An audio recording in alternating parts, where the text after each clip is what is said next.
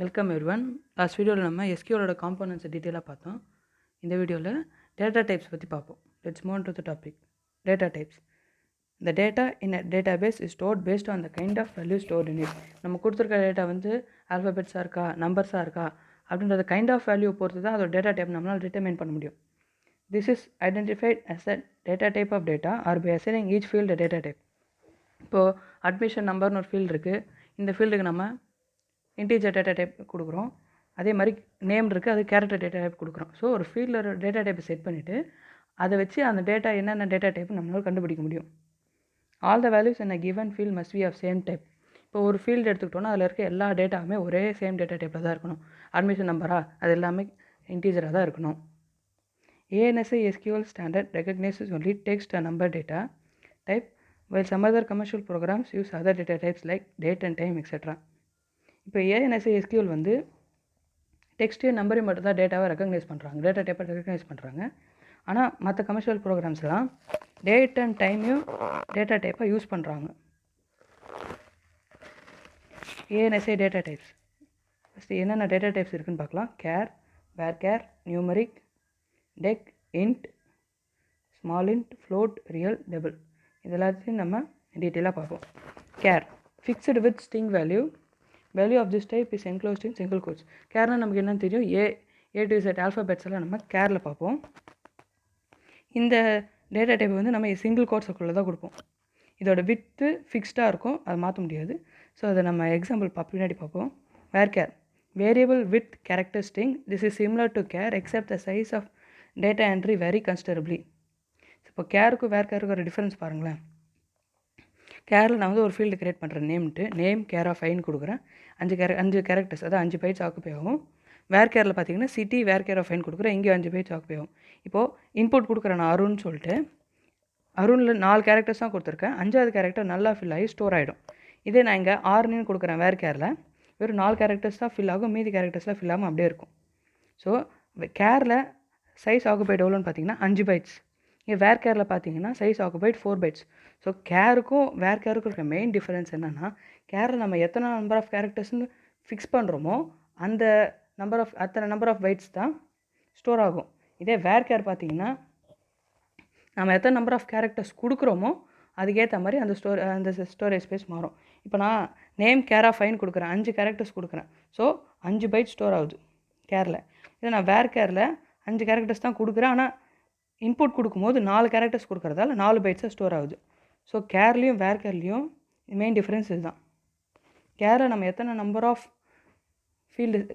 With set பண்ணுறோமோ அந்த size தான் எல்லா டேட்டாவுக்கும் வரும். வேர்கேரில் எத்தனை நம்பர் ஆஃப் கேரக்டர்ஸ் கொடுக்குறோமோ அதை பொறுத்து அதோட சைஸ் மாறும். நெக்ஸ்ட்டு நியூமரிக் முன்னாடி நம்ம டெசிமல் பார்ப்போம். Tech, it represents a fractional number such as 15.12, 0.123, etc. So ஒரு டெசிமல் பாயிண்ட் இருக்கிற ஒரு ஃப்ராக்ஷனல் நம்பர்லாம் இந்த டெசிமலில் வரும். Here the size argument consists of 2 parts, precision and scale. Precision indicates how many digits a number may have. ஒரு நம்பரில் எத்தனை number of digits இருக்குன்றத ப்ரெசிஷனில் சொல்லுவோம். அந்த scale indicates a maximum number of digits to the right of decimal point. Decimal பாயிண்ட்டுக்கு அப்புறம் இத்தனை number of digits இருக்குன்றத ஸ்கேலில் சொல்லுவோம். The size 5,2 indicates precision as 5 and scale as 2. இப்போ சைஸ் 5,2 கொடுத்துட்டோம்னா மொத்தம் மேக்ஸிமம் 5 நம்பர் ஆஃப் டிஜிட்ஸ் இருக்கலாம், அதுக்கு மேலேயும் இருக்கலாம். இப்போ 2,2 கொடுத்துருக்கேன்னா 2ல் வந்து ஸ்கேல் 2ன்னு கொடுத்துருக்கேன். ஸோ டெசிமல் பாயிண்ட்டுக்கு அப்புறம் 2 டிஜிட்ஸ் தான் இருக்கணும். அதுதான் இந்த சைஸ் ஆர்குமெண்ட் இண்டிகேட் பண்ணுது. the scale cannot exceed the precision. Scale வந்து ப்ரெசிஷனோட அதிகமாக இருக்கக்கூடாது. நெக்ஸ்ட் நியூமரிக் பார்ப்போம். It is same as decimal except that the maximum number of digits may not exceed the precision argument. டெசிமலில் ப்ரெசிஷன் ஆர்குமெண்ட்டை நம்ம கொடுத்த digits அதிகமாக இருக்கலாம், ஆனால் இங்கே வந்து நம்ம கொடுத்துருக்க நம்பர் ஆஃப் டிஜிட்ஸ் வந்து ப்ரெசிஷன் ஆர்குமெண்ட்டை அதிகமாக இருக்கக்கூடாது. அதான் எங்கள் நியூமரிக்கில் சொல்கிறாங்க. Int, it represents a number without a decimal point. Here the size argument is not used. ஒரு டெசிமல் பாயிண்ட்டு இல்லாத ஹோல் நம்பரை தான் நம்ம இன்ட்டில் பார்ப்போம். இங்கே சைஸ் ஆர்குமெண்ட்டை யூஸ் பண்ண மாட்டோம். Next small int. It is same as integer but the default size may be smaller than integer. இது இன்டீஜர் மாதிரி தான், ஆனால் இன்டீஜரோட சைஸ் கம்மியாக இருக்கும். இன்டீஜருக்கு 4 bytes ஆக்குபை பண்ணும், அதே மாதிரி ஸ்மால் இன்ட்டுக்கு 2 bytes ஆக்குபை பண்ணும். அதான் இங்கே இருக்க difference. float, it represents a floating point number in base 10 exponential notation and may define a precision up to a maximum of 64. இப்போ நம்ம லாஸ்ட் இயரில் படிச்சிருப்போம் C++ல 524 into 10 to the power of 5 அப்படின்னு கொடுக்குறோம், இல்லை 524 e⁴ கொடுக்குறோம். அந்த மாதிரி இருக்கிற டேட்டாவை தான் நம்ம எக்ஸ்போனென்ஷியல் நோட்டேஷன் சொல்கிறோம். 10 power சம்திங்கில் இருக்கிறது தான் இங்கே ஃப்ளோட்டில் வரும். இங்கே வந்து மேக்ஸிமம் 64 digits இருக்கலாம். அதான் may define a precision up to maximum 64 digits இருக்கலாம். அது பேஸ் 10 எக்ஸ்போனென்ஷியல் நோட்டேஷனில் இருக்கணும்.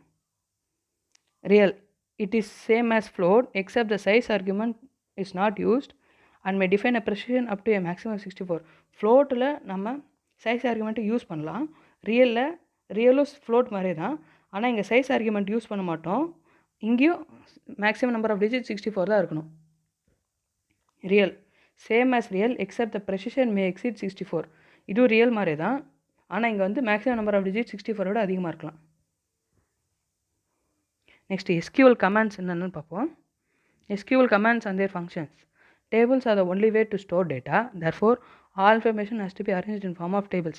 நம்ம டேட்டாபேஸில் டேட்டாவை டேபிள்ஸில் தான் ஸ்டோர் பண்ணுறோம். ஸோ எல்லா இன்ஃபர்மேஷனும் டேபிள் ஃபார்மில் தான் அரேஞ்ச் பண்ணியிருக்கணும். SQL provides a predetermined set of commands to work on databases. ஒரு டேட்டாபேஸில் ஒர்க் பண்ணுறதுக்கு SQL வந்து predetermined set of commands கொடுக்குது. அது என்னென்னு பார்ப்போம். Keywords. They have a special meaning in SQL. They are understood as instructions. So இப்போது நம்ம லாஸ்ட் இயர்லேயே படித்தோம் கீவேர்ட்ஸ் என்னென்ட்டு. Keywords are reserved words which convey specific meaning to the C++ கம்பைலர்னு படித்தோம். ஸோ கம்பைலருக்கு இந்த கீவேர்டு கொடுத்தா இந்த ஸ்பெசிஃபிக் டாஸ்க்கை செய்யணும்னு டிசைன் பண்ணப்பட்டிருக்கு. ஸோ கீவேர்ட்ஸ்னால் they have a special meaning. கீவேர்ட்ஸ்க்கு ஒரு ஸ்பெஷல் மீனிங் இருக்கும். அதெல்லாம் இன்ஸ்ட்ரக்ஷன்ஸாக அண்டர்ஸ்டாண்ட் பண்ணி அது டாஸ்க்கு செய்யுது. கீவேர்ட்ஸ்க்கு ஒரு எக்ஸாம்பிள் சொன்னால், இப்போ கிரியேட் டேபிள் கமாண்ட் எடுத்துக்கிட்டிங்கன்னா அங்கே வந்து கிரியேட்டுன்றது ஒரு கீவேர்டுன்னு சொல்லலாம். Commands, they are instructions given by user to database, also known as statements. ஒரு யூசர் ஒரு டேட்டாபேஸ்க்கு கொடுக்குற இன்ஸ்ட்ரக்ஷன்ஸாக நம்ம கமாண்ட்ஸும் சொல்கிறோம். இதை வந்து ஸ்டேட்மெண்ட்ஸ்னு சொல்லலாம். இப்போ கிரியேட் டேபிள் இருக்குன்னு வச்சுக்கோங்களேன், அது இங்கே ஒரு command. Classes, they begin with a keyword and consist of keyword or argument. கீவேர்டில் ஸ்டார்ட் ஆகும், கீவேர்டு ஆர்குமெண்ட் இருக்கிற ஒரு ஸ்டேட்மெண்ட் தான் நம்ம கிளாஸஸ் சொல்கிறோம். Arguments, their values given to make the class complete. இப்போது ஆர்குமெண்ட்ஸ் ஒன்றும் இல்லை, நம்ம டேட்டாபேஸ்க்கு நம்ம கொடுக்குற வேல்யூ தான் இங்கே ஆர்குமெண்ட்ஸ். இப்போ கிரியேட் டேபிள் ஸ்டூடெண்ட்டும் ஒரு ஸ்டேட்மெண்ட் எடுக்குன்னு வச்சுக்கோங்களேன். இங்கே கிரியேட்ன்றது கீவேர்டு, கடைசியில் ஸ்டூடெண்ட் இருக்குது பார்த்தீங்களா, அது வந்து நான் கொடுக்குற ஆர்குமெண்ட். ஸோ கீவேர்டு இருக்குது, ஆர்குமெண்ட் இருக்குது. இப்போ இதெல்லாம் சொல்லுவோம் நம்ம கிளாஸுன்னு சொல்லுவோம். ஸோ இந்த வீடியோவில் நம்ம டேட்டா டைப்ஸ் பற்றி பார்த்தோம், அப்புறம் SQL கமாண்ட்ஸ் பற்றி பார்த்தோம். நெக்ஸ்ட் வீடியோவில் DDL கமாண்ட், அதாவது கிரியேட் டேபிள் கமாண்ட் பற்றி பார்ப்போம். தேங்க்யூ.